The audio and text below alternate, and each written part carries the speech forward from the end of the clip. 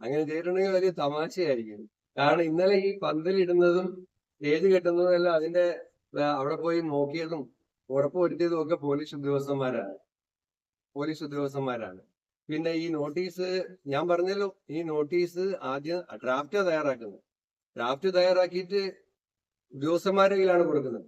ആ ഡ്രാഫ്റ്റിലാണ് അവര് ഭേദഗതി പറഞ്ഞത്, അത് ഉൾപ്പെടുത്തുന്നു, പ്രിന്റ് ചെയ്ത് കൊടുക്കുന്നു. ഇതെല്ലാം കഴിഞ്ഞൊരു കാര്യമല്ലേ. അതിനുശേഷം ഇതൊക്കെ ആഭ്യന്തര വകുപ്പിന് എത്രയോ നല്ല കാര്യങ്ങൾ ജനങ്ങൾക്ക് വേണ്ടിയിട്ട് ചെയ്യേണ്ട സമയമാണ്. ഇതുപോലെ അവിടെ പന്തൽ കെട്ടി നിയമവിരുദ്ധമായി പന്തൽ കെട്ടുന്നതിന്റെ മേൽനോട്ടം വഹിക്കാൻ അതിന്റെ പോലീസ് ഉദ്യോഗസ്ഥന്മാർ പോകണം. എങ്ങനെയാണ്? അതല്ല ഞാൻ ചോദിക്കട്ടെ, MLA ഫണ്ടിൽ നിന്നും MLA അനുവദിച്ച ഒരു കെട്ടിടം പോലീസ് കൺസ്ട്രക്ഷൻ കോർപ്പറേഷൻ നിർമ്മിക്കുന്നു. അവരാവശ്യപ്പെട്ട പ്രകാരം അതിനൊരു കല്ലിടാൻ പോകുന്നു. ഒരു മഹാ അപരാധമാണോ അത്? അതാണോ ഇന്ന് കേരളത്തില്?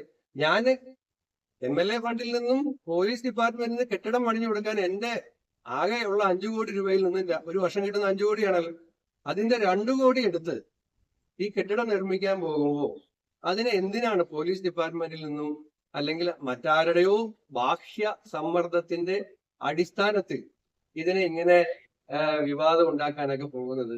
എന്തെങ്കിലും ഗുണം ആർക്കെങ്കിലും ഉണ്ടോ? ഞാൻ അതുകൊണ്ട് ആവർത്തിച്ച് പറയുകയാണ്, ഞാൻ DGPയോട് പറഞ്ഞിട്ടുണ്ട്, കല്ലിടാനുള്ള ഒരു പുതിയ തീയതി തീരുമാനിച്ച് പോലീസ് തന്നെ നമ്മളെ അറിയിക്കുക. ഞാനിപ്പോ മാധ്യമങ്ങൾ, നിങ്ങൾ ഇത്രയും പേര് വന്നുകൊണ്ട് ഞാൻ നിങ്ങളിൽ കൂടി അവരെ അറിയിക്കുകയാണ്.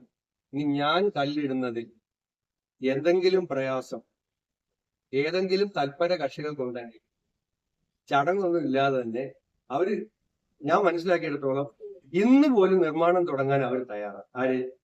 Police construction കോർപ്പറേഷൻകാർ. അവർ പണിഞ്ഞോട്ടേന്ന്, അവർക്ക് പണിയാൻ അനുവാദം കൊടുക്കരുത്. പണിയാൻ പോകുന്നതിനെ പണിയാതിരുന്നാൽ മതി.